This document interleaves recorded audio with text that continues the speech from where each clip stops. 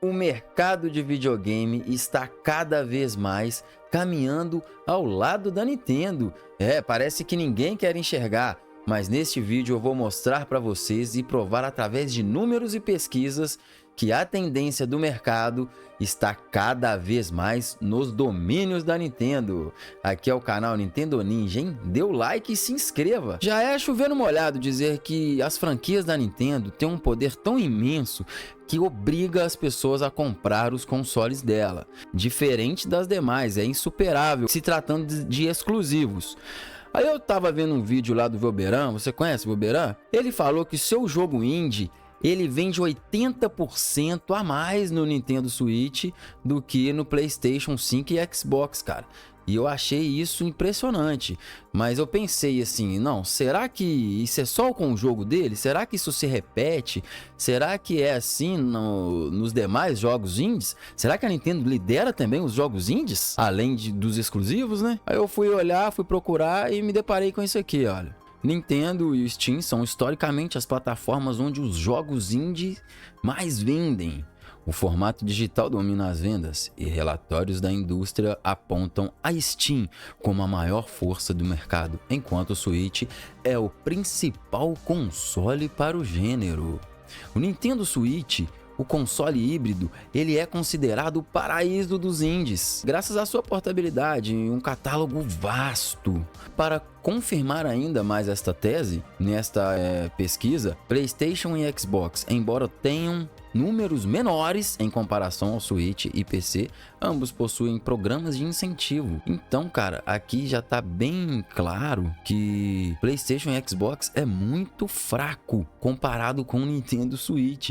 Mesmo com programas de incentivos, o Switch ainda vende muito mais jogos indies. Sim, o Nintendo Switch também tem milhares de jogos indie a mais do que o PlayStation. Então eu consegui perceber que o catálogo de Nintendo Switch tem mais de 14 mil jogos. E isso deixa bem claro que dentro da plataforma do Switch, as empresas indies têm uma preferência muito maior de lançar os seus jogos por lá. E não é um número pequeno, é um número bastante elevado. Este número, ele é mais que o dobro. E no Nintendo Switch tem mais de 14 mil jogos, se comparando com o PlayStation e Xbox, que não chegam a 6 mil, cara. Isso também é uma tendência fortíssima, que amplia o número de jogadores na plataforma Nintendo. E se comparar com o Nintendo Switch e trazer para os números, a gente pode ver que são mais de 5 mil jogos indies que nem veem a luz do dia no PlayStation e no Xbox. E como será o futuro disso?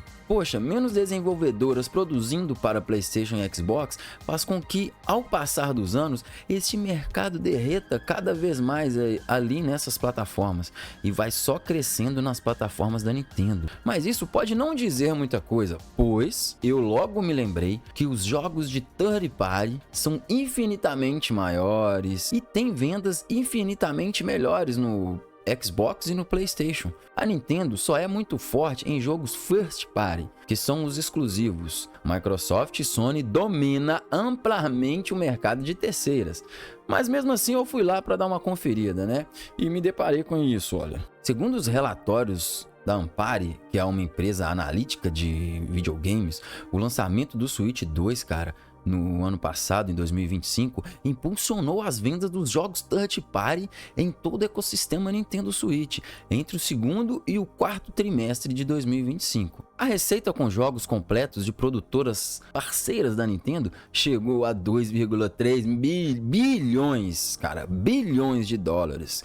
Se comparado com o mercado anterior, onde Nintendo Switch 2 ainda não tinha sido lançado, que foi apenas o valor de 1,3 milhões, o valor quase que dobrou só no lançamento de Nintendo Switch 2, e isso somente os jogos third party, ou seja, a Nintendo está muito forte no third party. E vendo as vendas do Reino Unido, podemos ver que EA Sports 26, lá, cara, no PlayStation 5, são 37% de vendas do EA Sports FC 2026 e comparado com 32% de Nintendo Switch e Nintendo Switch 2 mais de 10%, ou seja, se juntarmos tudo, fica bem pau a pau ali, ó, 39% nas plataformas da Sony, juntando PlayStation 4 e PlayStation 5, contra 32% na plataforma Nintendo Switch, cara, juntando o Switch 1 e o Switch 2. Então, a diferença já não tá tão imensa quanto ela vinha sendo antigamente. Já no Resident Evil, a Sony ainda continua dominando. Podemos ver aqui nesta matéria do Universo Nintendo que PS5 tem 35% das vendas contra apenas 11% do Nintendo Switch.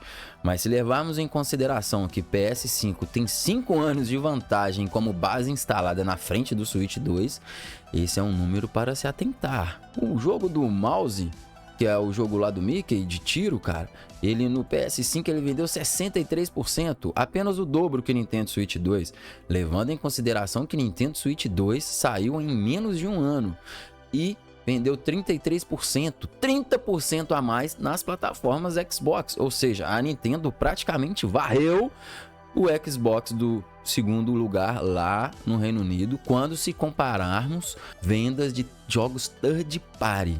E essa lista vai sendo cada vez mais ampla quando a gente compara com outros mercados, como o Japão, por exemplo. A Nintendo já domina os third party lá já faz um bom tempo. E a gente não pode esquecer desse grande fato. Nintendo Switch 2 tem menos de um ano de lançamento.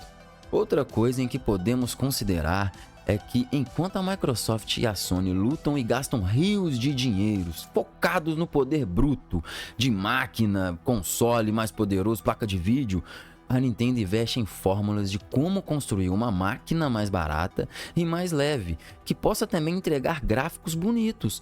Isso é muito saudável a longo prazo.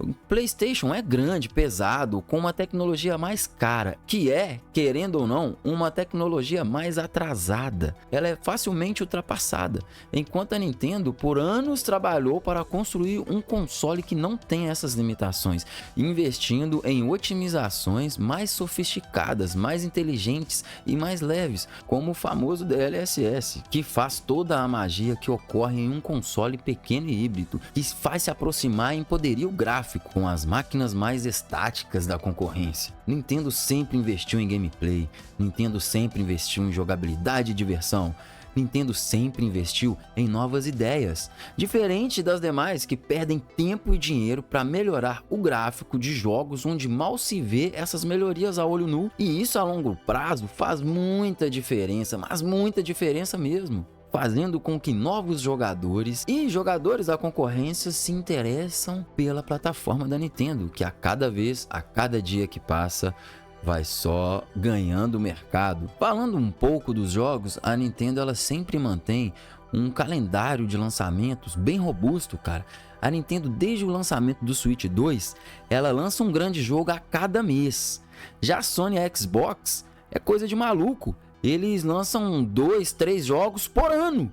E isso influencia muito na decisão do consumidor na hora de escolher o videogame em que ele vai passar horas jogando, onde ele possa guardar ou trocar ou revender este jogo em que ele investiu tanto tempo e dinheiro ali. E não só isso, a Nintendo também vem mostrando uma força, como eu pude mostrar para vocês com números através deste vídeo, que a Nintendo vem crescendo e ganhando território cada vez mais no mercado de third party, onde cada vez mais os jogos de terceiros se sentem na obrigação e na necessidade de estar em uma plataforma Nintendo, aumentando sim e muito a gama de opções para quem gosta de videogames. Então, quando eu olho para este mercado e penso como que vai ser essa indústria daqui a um futuro não muito distante, eu consigo ver a Nintendo dominando cada vez mais, pois a cada ano que passa a Big N se fortalece, enquanto a Sony e Microsoft fazem muito esforço somente para se manter.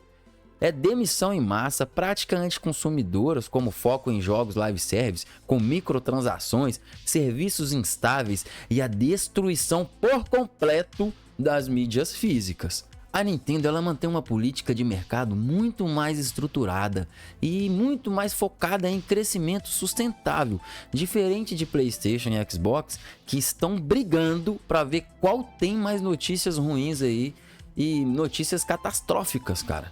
A cada dia que passa, vejo a Nintendo nadar de braçada perante a Sony e Microsoft. E o pior é que elas não dão indícios nenhum que podem melhorar. é desastres em cima de desastres. E você, o que pensa sobre este assunto, hein? Xbox e PlayStation conseguirão dar a volta por cima, mesmo com esse tanto de notícias drásticas?